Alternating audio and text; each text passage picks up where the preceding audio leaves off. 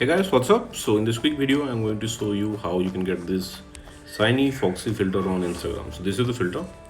To get this filter on Instagram, visit the creator profile. Sasa is the creator of this effect. You can follow her to unlock all her filter to your Instagram camera tree. She's having some awesome filter. Okay, so check in her filter gallery. She's having lots of filters, so check carefully. Okay, this is the filter, shiny foxy. Tap on it and you will see this preview. From here you can save it to your Instagram camera tray and you can tap on try to try the filter.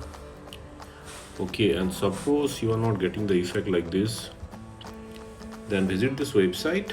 Link to this website I will give you in the description box below. So here in this website you will see link to the filter.